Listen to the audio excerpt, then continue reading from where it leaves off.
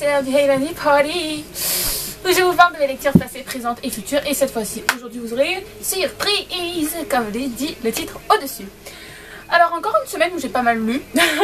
Donc, la vidéo va être un peu longue, je vous préviens par avance. Alors, la semaine dernière, je vous laissais avec pour lecture en cours le tome 3 de Delirium par Lorraine Oliver, pardon, édité chez Hachette dans la collection Black Moon. Alors, donc,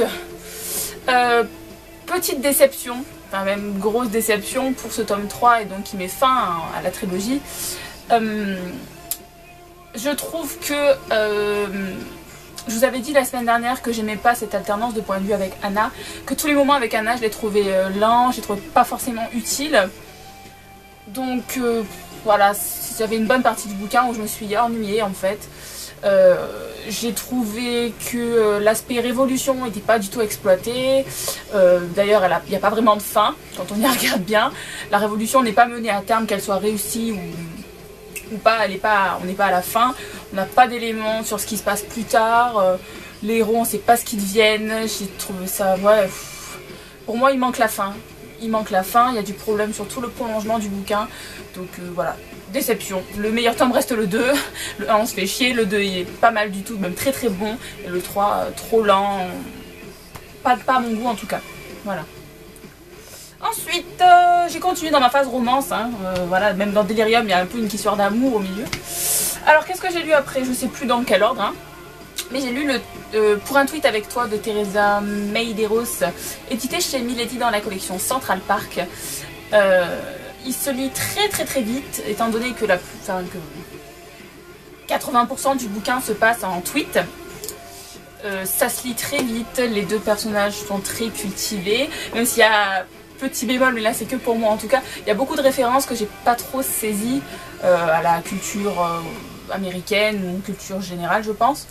Donc je sais pas si c'est moi ou si c'est que j'ai pas le bon âge ou je sais pas trop, mais il y a plein de trucs que j'ai pas compris, mais ça n'empêche pas de comprendre l'histoire générale. Et derrière il y a une madame qui écrit que tendre, drôle et poignant, ce roman vous fera passer du rire aux larmes en un tweet. Et c'est tellement vrai. Pendant une grosse partie du livre, vous êtes là, vous rigolez de ces personnages que j'ai trouvé pas mal pathétiques quand même. On est loin du stéréotype des personnages américains qui réussissent dans leur vie, qui sont épanouis, on en est bien loin. Mais on rigole quand même de leur sarcasme, de leur culture générale, de leur petite jouxte verbale, de leur échange. Et puis tout d'un coup, il se passe quelque chose qui fait que moi j'étais là, j'étais déprimée devant mon livre, j'ai failli pleurer et tout. Mais il finit bien à la fin, si c'est la question que vous vous posez. Moi je fais, est-ce qu'il va bien finir? Est-ce qu'il va bien finir? Et il finit bien, je vous rassure. Donc émouvant ce livre. J'ai beaucoup aimé justement parce que les personnages ne sont pas caricaturés, trop beaux, trop parfaits façon Dallas. Donc voilà, je vous le conseille, Pour un tweet avec toi de Teresa Medeiros. Ensuite, autre romance, je me suis fait le tome 2 de la série Crossfire. Regarde-moi, écrit par Sylvia Day, audition J'ai lu. Alors, faut pas se leurrer, ça se lit extrêmement vite, donc je crois que en 2 soirs je l'ai torché. Et il est dans la lignée du premier. Si vous avez aimé le 1, vous aimerez sûrement le 2. Moi je sais que, comment dire, j'aime beaucoup ce livre, je sais que quand je suis dedans je n'arrive pas à le lâcher. Mais ils sont quand même graves, les deux personnages principaux, à pas pouvoir se lâcher comme ça, à pas pouvoir être séparés, même pas 2 jours, sinon ils font une crise. Même pour 2 jours, ils font une crise. Je trouve ça exagéré, ça fait pas longtemps qu'ils sont ensemble, donc c'est trop. C'est trop, ils sont trop perturbés. Même si c'est un des points forts du livre, je trouve, quand qu'ils soient perturbés, parce que comme je vous l'ai dit il y a quelques instants, j'aime bien quand les personnages sortent du moule américain idéalisé dans les médias. Là je trouve qu'ils sont trop perturbés, là c'est amené dans l'excès, que ce soit la psychothérapie, la fille qui, dès qu'elle voit son mec toucher ne serait-ce qu'une femme, elle pète un plomb alors qu'il la touche normalement. Voilà, c'est exagéré, c'est trop. Je dirais bien évidemment le 3. Parce qu'il se passe des rebondissements quand même assez sombres dans ce bouquin. Déjà les personnages sont sombres à la base, mais donc voilà, je l'ai bien aimé.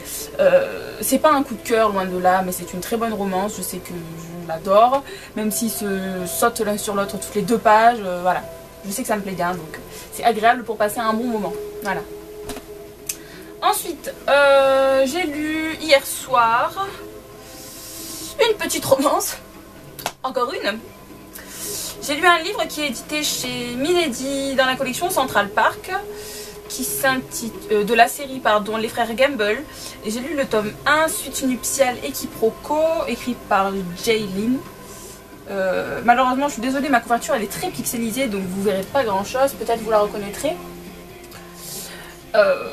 Voilà, c'est un tout petit livre d'une prévisibilité alarmante, mais j'ai beaucoup aimé. C'est beaucoup de quiproquos comme le nom l'indique, pardon.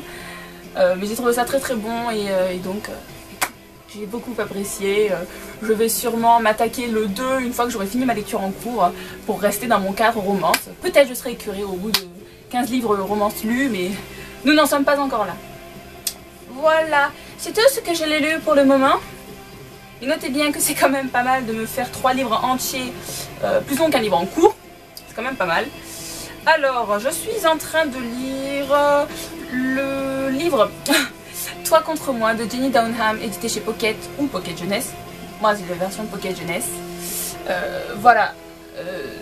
Il me fait pas mal penser son résumé à Retour à Paradise. Enfin, Paradise de Simone Elkeles. Donc je suis contente de le lire, sachant que j'avais bien aimé l'autre livre de Jenny Downham, Je veux vivre.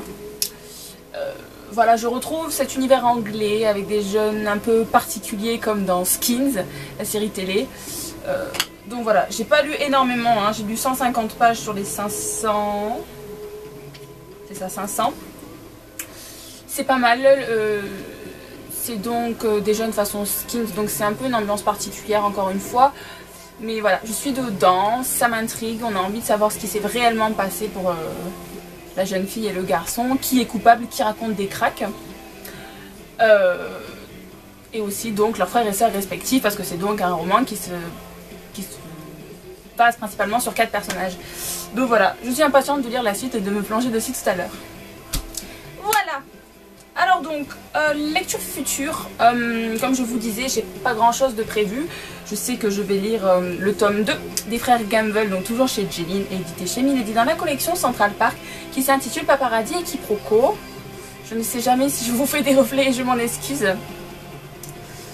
Donc voilà, une petite romance qui voilà, va m'occuper quelques heures, qui j'espère fera du bien, comme le premier tome. Voilà, bon. C'est toutes mes lectures du jour, je passe donc à la petite surprise que je vous réserve. Je vous disais donc la semaine dernière que nous avions atteint les 200 abonnés, je vous en remercie encore. Et j'ai décidé de vous faire un tout petit concours pardon, où je ferai gagner 5 personnes. C'est un petit lot avec des marque-pages, j'avoue c'est pas grand chose mais je fais avec les moyens du bord, je m'en excuse. Donc voilà, alors si ça vous intéresse de participer, je vous laisse mettre un... Bon, déjà, il faut être abonné à ma chaîne. Et en dessous, je vous laisse mettre un commentaire comme quoi vous souhaitez participer. Étant donné que je ne peux pas faire de vidéo la semaine prochaine, parce que je suis en vacances à Lyon, je pense que je vous annoncerai les gagnants. Donc dans mon prochain Hey Lundi Party, qui seront donc... Je vous l'écrirai là, j'ai la flemme de compter. Je vous écrirai quelque part dans le coin là à quel jour sera donc le tirage au sort. En attendant, n'hésitez pas à participer. Et si vous avez envie de partager, d'en parler sur Facebook, vos blogs ou vos chaînes, je vous en prie, faites-vous plaisir. En attendant, messieurs, dames, je vous souhaite de passer une bonne semaine. À bientôt et bonne lecture. Bye!